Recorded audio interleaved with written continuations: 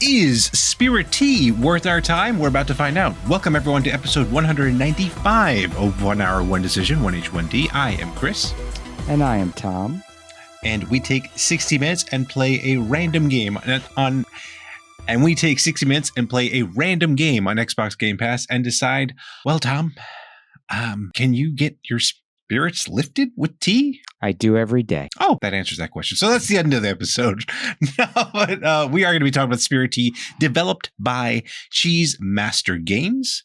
This game came out in November of 2023, and I play this on the PC. 423.48 megabytes on the PC. Tom, what about you?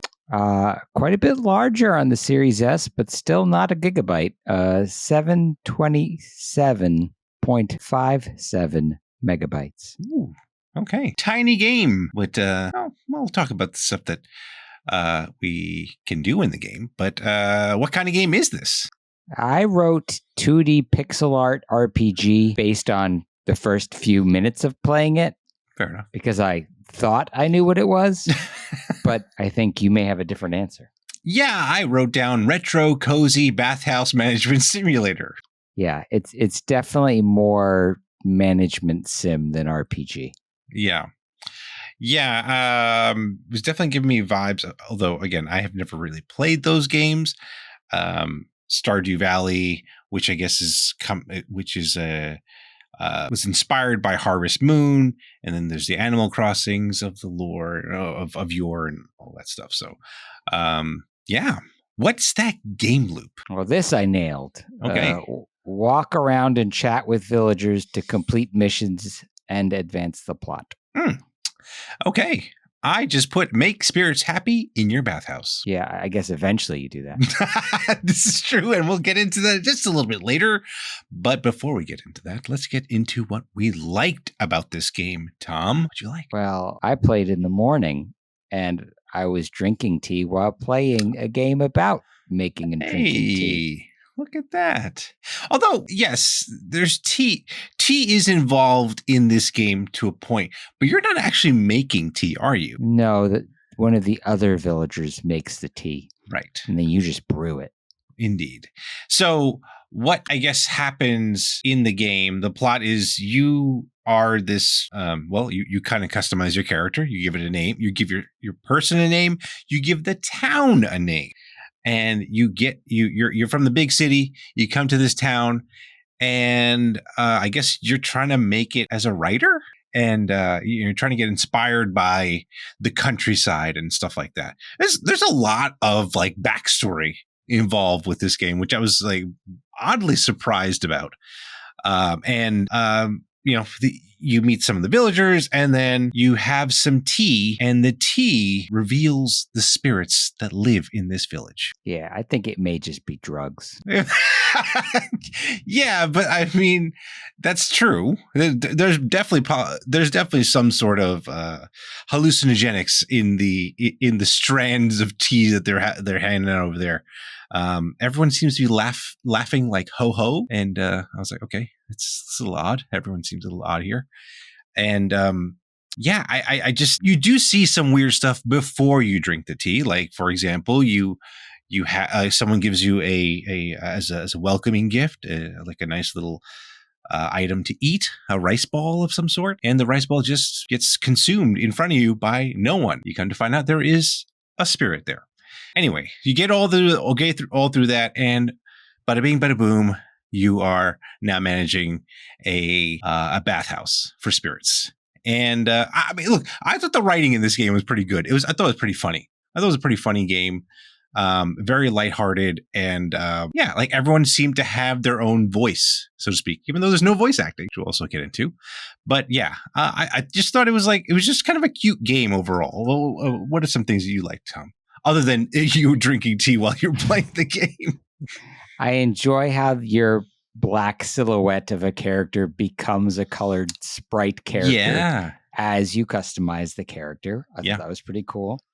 I agree that the townsfolk have personality. I like the idea of like everyone kind of barging in on your home. Right. And that like the game acknowledges that you can just barge into anybody else's house. Yeah. And there is a fair amount of that where you have to go find villagers and you're just kicking in their doors and kicking in their bathroom doors. I'm like, where are the villagers? I'm going to find them all. I ended up just lifting everyone's toilet seats.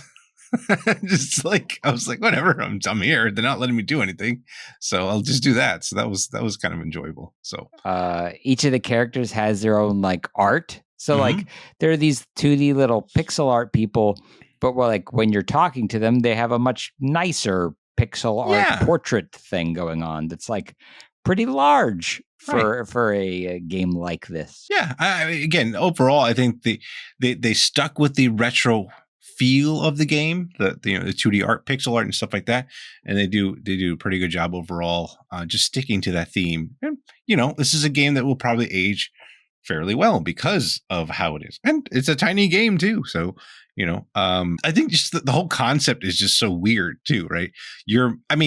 There's been obviously other management games out there, but it's like you're managing a bathhouse for spirits to keep them happy, so that the tree in the in the middle of town or at the top of town provides like sustenance for the rest of the town. It's just like, clearly someone was drinking some kind of tea when they made this game. So I was like, okay, wow, that's a stretch. That is a stretch, but they made it work. So the audio in the game also I thought was quite good overall. Like the music was, for the most part, okay. But like just the sound effects that were happening throughout the game, I thought were quite good. Like when it started to rain and the thunder, I was like, wow, that sounds really good for what it is. Yeah. It didn't sound chiptune-y or whatever. So yeah, the knock at the door sounded like somebody was knocking at the door. Right. Yeah. It's like just they had a real Foley artist do all this stuff. I don't know, or something. It's probably where the 727 megabytes are. This is true. So, good on them. Good on them. Anything else you wanted to bring up here, Tom, on our likes? No, I just agree with you on the sound effects. I think they're well timed, well executed. There aren't tons of them, but they are well utilized. Agreed. Dramatic effect. Indeed. So, I guess then we'll mosey on down to our dislikes. Yeah, there was a lot of text. Yes, there was. A lot of preamble. There's no voice acting. It's a 2D RPG. Like, you shouldn't expect, voice acting, and you should expect, I guess, a fair amount of, text dump. Right. It's like, I guess the counter argument is, then how would the personalities come out if there wasn't that much text? Yeah, at the same time, just be a little bit more efficient with your text. I don't know. Just a thought there, but you definitely see the personality. And then I forgot to mention, there's actually the spirit that helps you around is like this cat that's on top of like a coin or something. And they keep writing Nyan, I think. Yes. Nyan. So it's like their kind of little ism that they say for words and stuff like that. So I was like, oh, okay, cool. I thought that I agree with you. Like the game, I felt like the game just took a long time to get to the game. Because what is it? I think the second mission that you have to do is go and meet literally everyone in the village, and that takes forever. It takes forever. It really does. Even with their assistance from the dog. Yes. Where you can click on the dog and say, hey, dog, bring me to this person I'm missing. Yeah. And then the dog runs off screen and I'm like, oh, where did the dog? Yeah.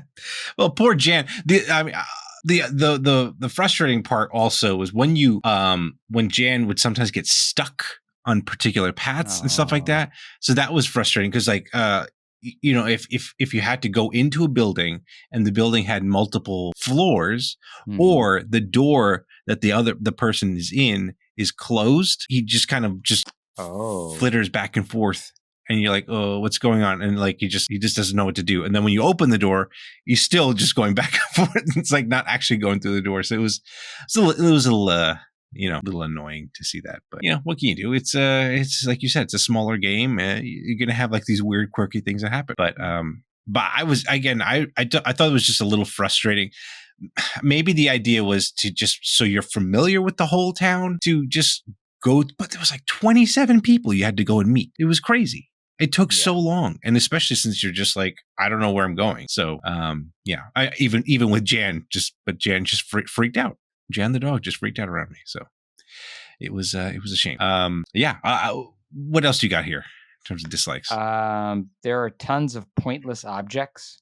Yeah. So there's stuff everywhere, and then interacting either does nothing, right? Where you don't even get like a speech bubble that says this is a bookshelf, which is what I would expect. Yeah. Just nothing happens. Or if something happens, it's like lift the toilet seat. Okay. So like an animation on an object occurred, but nothing happened, you know? Right. So there's a lot of like pointless object interactions, you know? Yeah. It's like they followed the school of Bethesda there in terms of just nonsense. But the one thing I think later on in the game that tells you that you could throw stuff into your backpack, which by the way, you have a backpack on you, but they don't show that you physically have a backpack on you. So that's also a little like, come on guys, what are you doing? I have a backpack. Show me my backpack. You let me wear a hat. You let me wear certain kind of pants and customize all that. Where about my backpack? Is this like not being able to see your feet? Almost. But I would rather they just say, put it in my pocket. You know, why? What's the point of the backpack? If you can't even see it, just put it in my pocket. And it's not like you have that many slots in your backpack anyway. So yeah, it is more like having pockets on a coat. Right. So I don't know. I thought that was a little weird. And you know, I don't know how you feel about these management type of games, but like I have to be in a certain mood, and I feel like that, like it was like, yes, the appeal of like it being you managing spirits, I guess, made it a little different. And then the idea that you had to, certain spirits do not mesh well with others, so you have to like arrange them in a certain way. That way too, you know, there's definitely some thought involved with making this game. But I don't know. Generally, these kind of games are not like my cup of tea. So, haha. What else do you got there though? Well, I agree that it took 40 minutes to get to the point where you're actually drinking the damn tea. And that's when the game like really starts, is 40 minutes into an hour. Yeah. So, I mean, that's kind of rough. That is kind of rough. The game feels really quiet in a lot of spots. Like the music will just stop. Yeah. And it's just, you know, you're waiting for the next sound effect cue, I guess, or something to happen. Right. And then I've got to say, I do not like the tack of the text being displayed. Like, especially when it's quiet. It's just nothing but tack. If that annoys you, if that 10-second clip of me doing that annoys you, get ready. Oh yeah, because there's a lot of text and a lot of that. So yes, that is very true. I just. While the characters and everything were great, I don't know. I just feel like why is there this much exposition for something like this? I don't know. They messed up by not having you show up in the town. Something spooky happens. You go investigate it, learn about the spirits, do that part first, learn how to do the game, and then teach you all about the town. Yeah. Like it's you got to get me in the action of the game. Show me the meat and potatoes. Right. Show me, you know, some kind of like little thing about what's the game. Yeah. It shouldn't take 40 minutes for me to learn what the game is. Yeah. Like, I mean, it was just like the whole purpose of your character going to this town was that you're a writer, but then you don't do any writing. Nope. You set up a desk that you're supposed to be writing, but like when you click on the desk, it doesn't even say a desk. Right.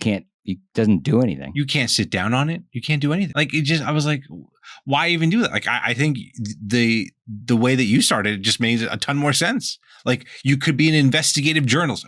You could still do the writing thing, be an investigative journalist about something about this town being weird, and boom, off to the races. I don't know. Or maybe you're a bathhouse expert and you see this downtrodden bathhouse. You got this inherited from some shape, you know? Right. It could be that, right? Like you're going to start a business venture and then, this bathhouse isn't for people, it's for ghosts. Right. I don't know. Different things, different ideas, but the game's out, so we can't change it anymore. It's too late. Too late for any of our ideas. It's too late, guys. Sorry. Cool. Anything else you want to get here, or should we get to our Other thoughts? Well, there is something I want to warn everybody about, which is that they don't warn you that if you press the button to go back to main menu, you lose all your progress. That's right. That's right. This is one of those games where you have to wait until you go. The game only saves when you go to sleep. So, and it doesn't go, hey, pal, the last time you saved was 30 minutes ago. Are you sure you want to quit to main menu? Yeah. Nope. It just lets you go to the main menu. And then when you try to go back to your game, 30 minutes of progress is just gone. You know what's also frustrating is that first night that you're there, which also you end up there in the night. Nothing weird happens during that night. Just the weirdo lady that tells you like this town, whatever. It's great. And then you can't do anything because it tells you to go to sleep. So like clearly there was some thought there in terms of like, hey, you should probably do this. So like, why didn't they do that for saving? I don't know. Just a thought there. Yep. But okay, cool. Well, that's unfortunate. I guess we can get to our other thoughts at this point. Yes. Because this game, apparently, from How Long to Beat, says it takes about 28 hours to complete. Wow. That's a chunky game. Yes. And it's not chunky if it's an RPG, but it is chunky if it's a management game. Yeah. Yeah. I mean, it says like for completionists, it could be like 96 hours. Oh. So that's a lot of management right there. This is xCloud compatible and you can play this anywhere. So cross progression between PC and Xbox or on your xCloud. So that's all cool and well and good there. What do you got there, Tom, about other thoughts? Okay. So I discovered this is the second game made by this developer. Okay. The first one is an adventure game called Fables of Talumos. Okay. This game was funded via Kickstarter. It is a single person who developed the game.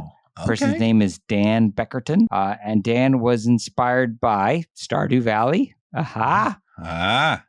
And also spirit-focused manga and anime. Okay. So definitely see some of that in here. Yeah. He considers Spirittea both a life sim and a management game. So I think maybe that's where those first 40 minutes are life sim. Right, because you can build relationships with people as you talk to them too. I noticed the little bar that happens when you talk to them. I forgot about that. But yeah, all right, cool. Well, Tom, we need to find out if Spirittea is going to be staying on our respective hard drives or using a Ghostbuster thing and sucking up all this nonsense and throwing it into the containment unit. Yes, containment unit. Thank you. Thank you for finishing that thought there. What you got? Well, I really think the game only got interesting toward the end of the hour when the management part got introduced. Yep. But I lost 30 minutes of progress and I have no desire to redo those 30 minutes. There just are better options for me to spend that 30 minutes on. So fair enough. Sayonara Spirittea. Sayonara Spirittea. Okay, fair enough. For me, this was a cute concept. I honestly, now as you were talking about it, it makes total sense with the spirit-focused anime manga. Like, it did give me like Miyazaki vibes in a way. Yes. Like early Miyazaki, kind of like the weird things that are going on. I could totally see that. And I could see someone that might be that kind of appeals to them. But for me, I'd rather watch that than play it. Like, this would be kind of a cool anime or like a show to watch, I would think. Yeah. I think that if you want to write a movie, you should just make a movie. Yeah. I mean, he's got a lot of dialogue to make a movie. So there you go. So yeah, I think it's a great concept for a movie maybe, but for a game, for me, not so much. So I'm going to pass on this. So yeah, those are our thoughts. Let us know what you think of this game. Follow us and say hello on Twitter or at Threads at TC1H1D. Shoot us an email at TC1H1D@outlook.com. Check out our next streams on Twitch at twitch.tv/1H1D. And hey, if you're watching this on YouTube, send us a comment down below. Maybe the game gets better after hour 30. I don't know, but good for you. And check out any of the other reviews that we do on here on YouTube. So check that all out. That'd be cool. 1H1D is part of the 1H1D is part of the QTB network. And if you like gaming content, great gaming content even, check it all out at quitthebuild.com/network. You made it through, Chris. We made it through. We made it through Spirittea. And now we need to make sure we need to find out what we're playing next. And, there's not going to be any spirits, but a surprising button that's going to help us. So, Here we go. Oh, my. We love Katamari. Reroll plus Royal Reverie is our next game. I'm not even going to try to say that back to you. No, you should. So that is our next game that we're going to be playing. And that is it for this episode. So thank you so much, everyone, for tuning in. And we will catch you on the next one. Thanks, everybody.